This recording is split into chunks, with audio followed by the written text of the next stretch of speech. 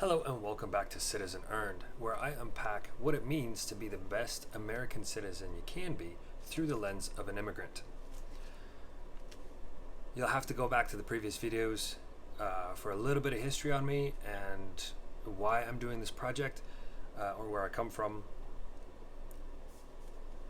But what we've previously covered are the three important documents to this country: the Declaration of Independence, the Constitution, and the Bill of Rights.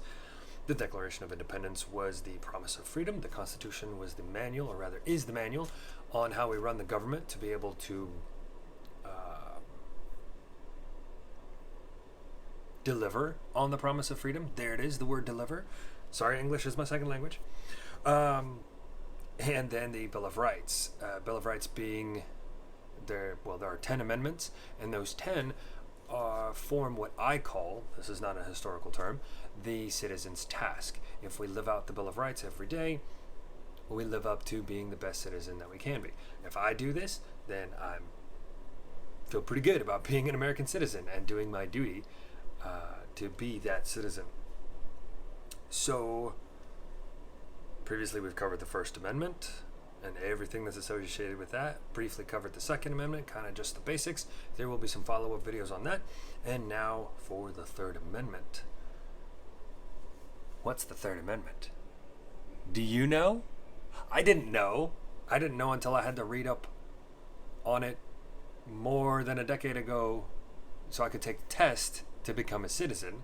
And then I promptly forgot it, and I had to look it back up for this series. So I will be impressed if you do know. Well, let me read it for you. Let me read it for you. No soldier shall, in time of peace, be quartered in any house without the consent of the owner, nor in time of war, but in a manner to be prescribed by law. Okay. So soldiers can't live within a civilian's house without the consent of the owner, either in war or in a time of peace, but only as the law describes. So that's kind of weird.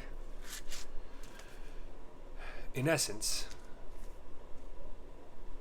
a colony of the crown,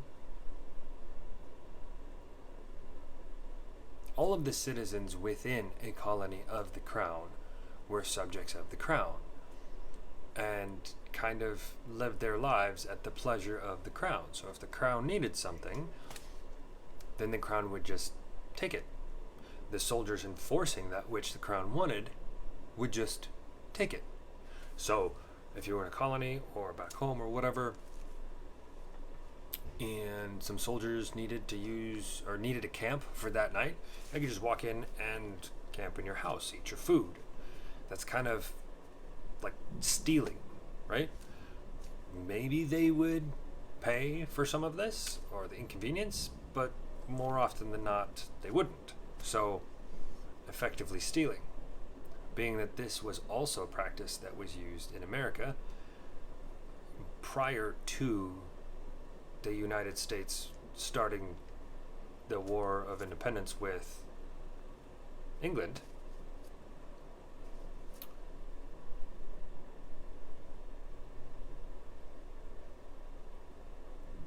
They felt it so important to put it into the Bill of Rights.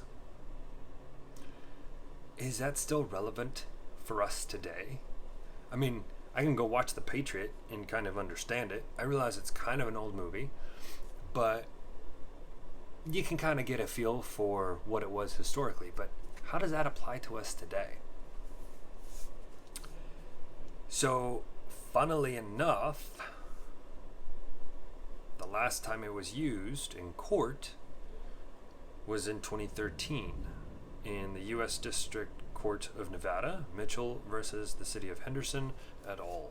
And that will be linked down below. You can read up on that if you're super interested, but that just kind of shows you that yes, it is still kind of relevant, and that court case essentially deals with a local city police department wanting to use somebody's property for surveillance, and the property owner did not want them to use the property for surveillance. Go read it if you're interested in it.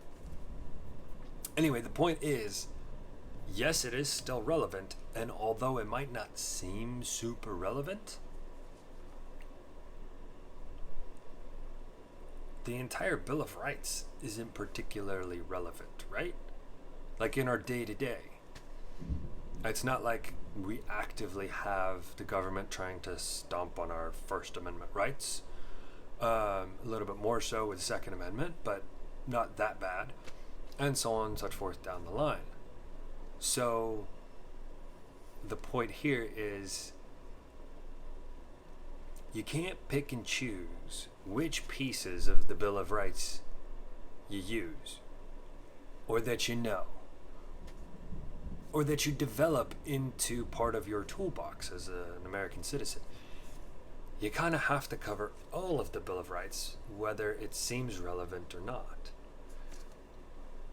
And so, possibly the biggest lesson of the Third Amendment that I took away is that I have to know all of them.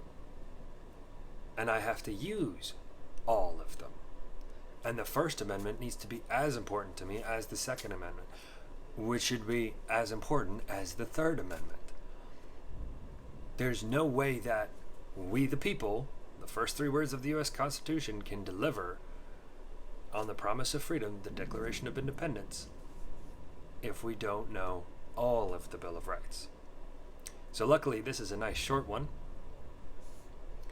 And my lesson was pretty easy.